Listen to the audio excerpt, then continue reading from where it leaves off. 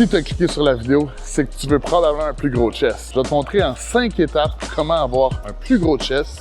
Puis lâche pas, la 5e étape, c'est la plus importante. Bon, tu es toujours en train de dire, c'est la 5e étape, c'est plus important. Non. Toutes les étapes sont importantes, ça t'a pas à voir. On est au Gym Evolve, je vous montre ça.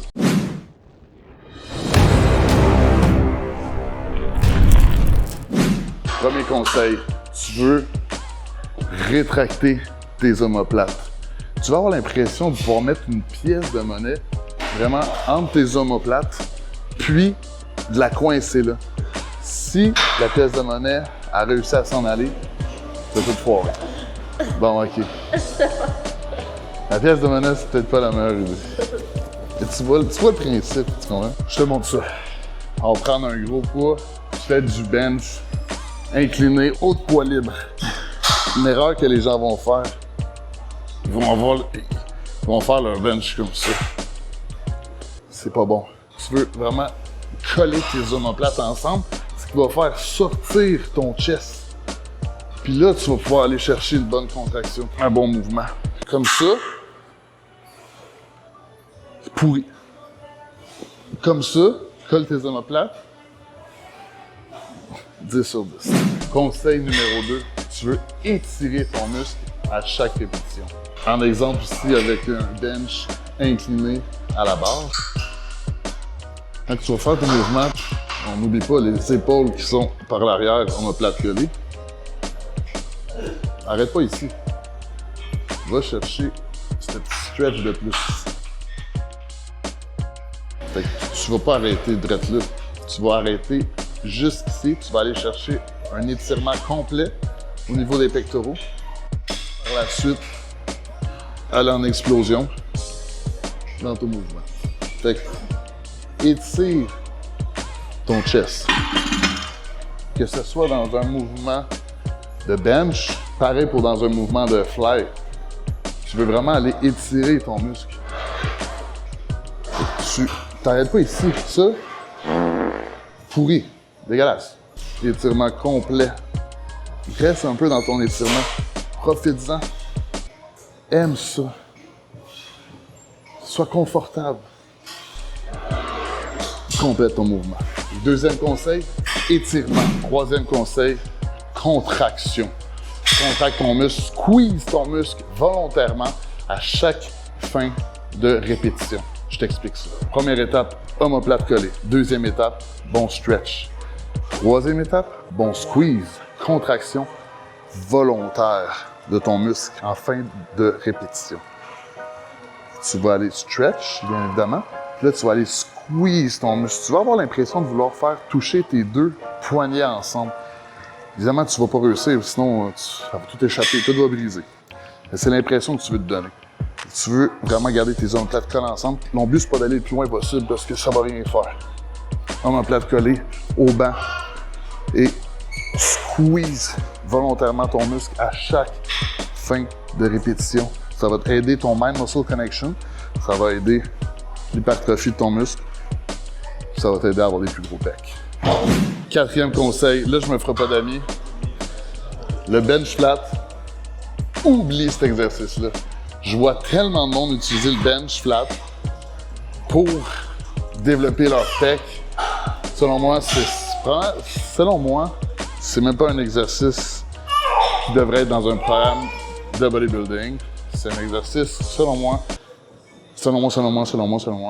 qui va trop chercher d'épaule, trop de risques de blessure, qui va pas assez bien contracter le chest. Je vais privilégier tous les jours de l'année un bench incliné versus un bench flat. La majorité du monde vont avoir un manque d'upper chest. Ils vont manquer cette section-là du chest. Cette section-là, tu ne vas pas le développer avec un bench flat. Ce que tu vas développer avec un bench flat, c'est une blessure à tes coifes de rotateur parce que tu as voulu lever trop lourd. Ça, c'est une machine d'ego. Le monde, ils n'aiment pas le bench incliné parce qu'ils ont de la misère de lever une plate, deux plates, peu importe le poids. Ah, c'est le bench, je lève plus, j'aime ça. C'est pas la bonne mentalité. Ton but, c'est d'être un powerlifter ou c'est d'avoir des plus gros pecs?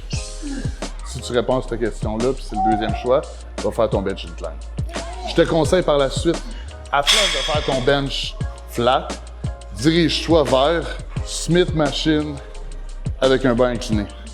Selon moi, c'est la meilleure façon d'entraîner ton chest en push. La Smith Machine, qu'est-ce qui est intéressant, c'est que tu n'as pas besoin de travailler ton ballon. Tu n'as pas besoin de penser à stabiliser ta barre, étant donné que la Smith Machine est là pour ça. Quand tu vas faire ta Smith Machine, le seul truc gossant, c'est de placer ton banc à la bonne distance. Okay, tu places ton banc dans le milieu, tu mets ton pied, tu ça, ton pied, hop, tu vois, ça bouge un petit peu. OK, on est good. C'est simple que ça te prend 15 secondes. La barre, tu veux la voir dans la gorge. Tu comprends? Vraiment haute. Tu veux pas que la barre arrive ici quand tu fais ton bench incline. Tu la veux vraiment en haut, au niveau de tes clavicules. Bon stretch. C'est l'étape 2. Omoplate. Squeezer ensemble, c'est l'étape 1. Puis un bon squeeze. Pas juste ici. Là, pas tes coudes, ça va éclater. Bon stretch, bon squeeze. Stretch, squeeze. Prends la meilleure machine pour développer des gros pecs. 5e conseil et le dernier, qui s'applique probablement sur tout l'aspect du gym, mais pas trop lourd. Essaye pas d'aller faire un PR à chaque série, mais pas trop lourd. Mais pas trop lourd pour qu'est-ce que tu peux lever. Si tu vas mettre trop lourd, ton mouvement, il va en souffrir. Tu auras une moins bonne contraction, un moins bon stretch, fait qu'un moins bon développement.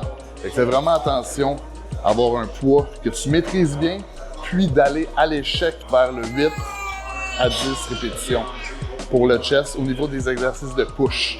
Pour les exercices plus de stretch comme des fly, tech deck, là tu vas aller chercher ton échec jusqu'à 12 à 15 répétitions. Quand tu es en push, vise 8 à 10 reps.